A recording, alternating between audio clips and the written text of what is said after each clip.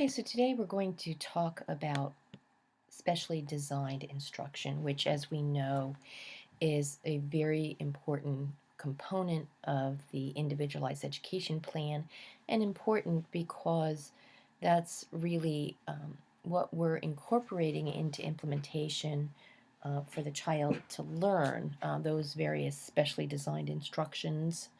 Um, and a child would not receive special education unless they needed specially designed instruction, or SDI. Uh, we refer to specially designed instruction as SDI. So we have various responsibilities in terms of making sure we are selecting the appropriate specially designed instructions. And so certainly that starts with a quality assessment. Um, and that we are looking at such things as accommodations and modifications. And certainly the goal is to promote as much as independence as possible. So there are goals really, as we know, maybe academic, maybe functional academic, in behavior. We have to look at state standards, and again, independence and employability. So we're looking ahead for children. This figure is one that we see a lot in education, the pyramid. And so when we think about specially designed instruction, we're really thinking about our children at the top of the pyramid.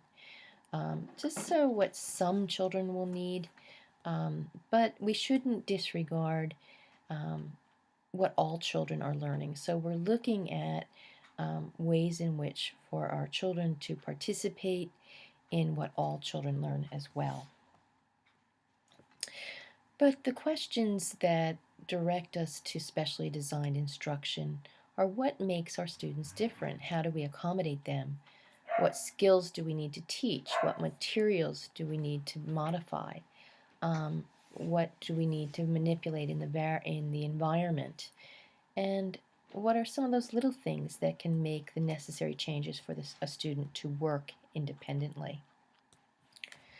So how do we do it? Well, we do it again through those accommodations that the IEP team has designated appropriate, to help level the playing field so that there's participation from all students. And it's not really, we make others understand that it's not to give any student an advantage, but to level the playing field.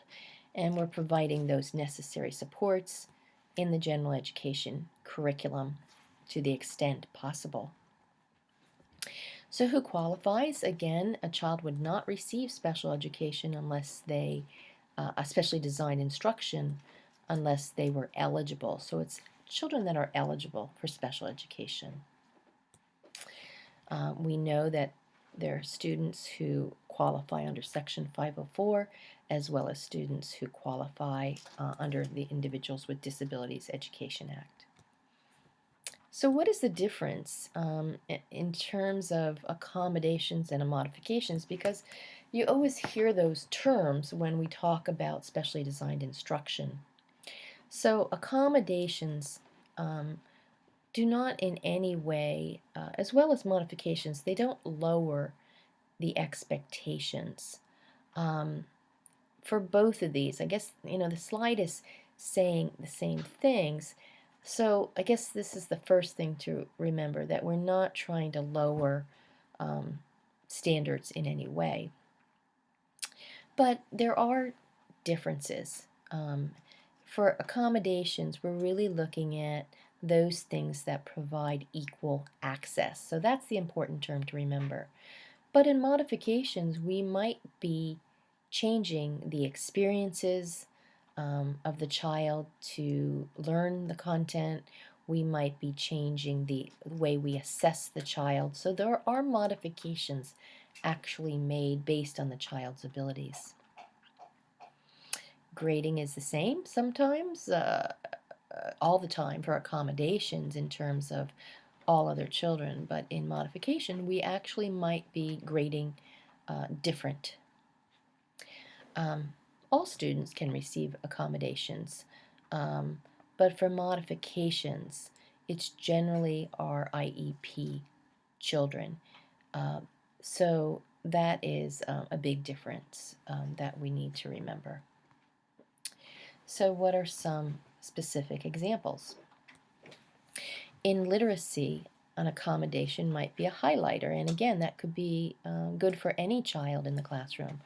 But a modification example would be allowing a child to read a book or a passage that is about the same topic, but written at a lower grade level.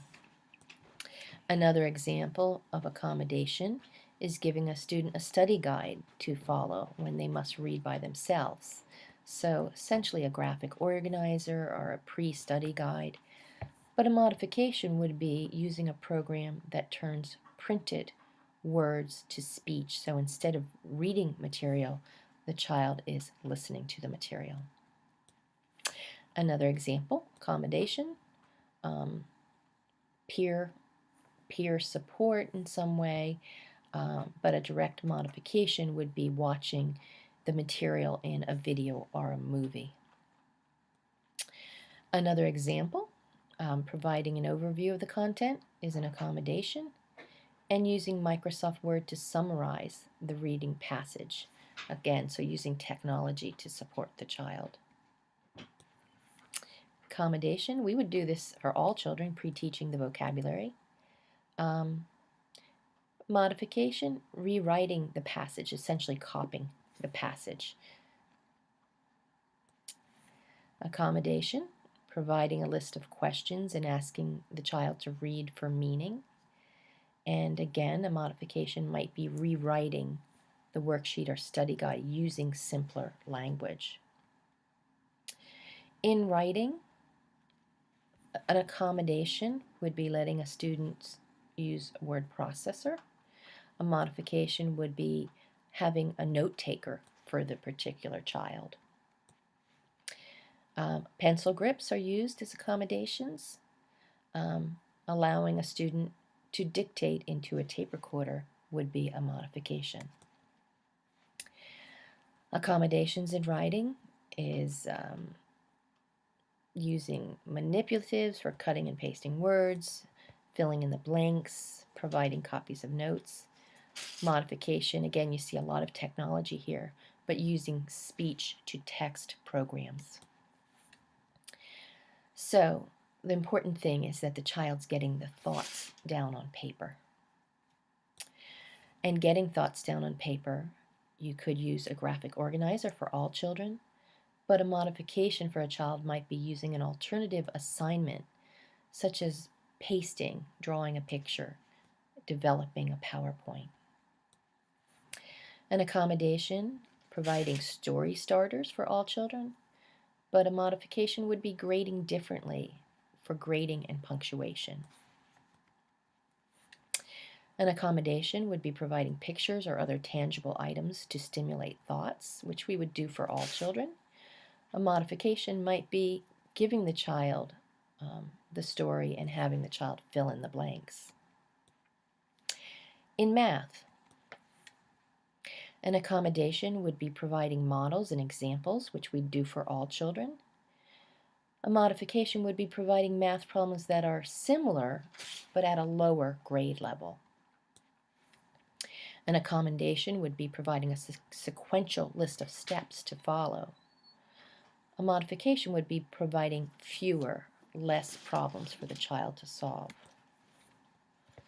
An accommodation would be letting students use concrete materials and objects to learn, manipulatives. And a modification would be providing a copy of formulas, keywords, pictures, and concepts of the concepts. An accommodation would be color coding or highlighting keywords in math word problems and using graph paper. And a modification would be letting students use a calculator or chart of basic facts for computation.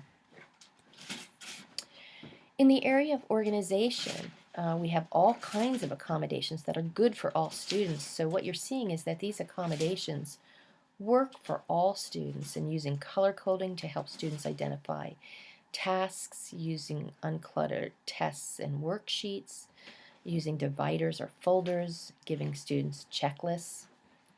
And modifications would be going through a checklist every single day before and after each subject or lesson. In the area of test taking, an accommodation would be grouping questions so that similar kinds of items are together. And again, here you see for a modification requiring fewer questions. Accommodation, putting the easiest questions first. A modification, providing a list of words to use for fill in the blank or essay questions. An accommodation, block matching questions into small groups of 4 or 5 items. And a modification, rewriting the questions in simpler language. An accommodation, letting the student take an open book test unless memorization is required. A modification, using pictures or visuals to help students remember key points. So again, you see a lot of graphics, images here helping for modifications. Another one, for accommodations, we might eliminate one of the choices in multiple choice tests.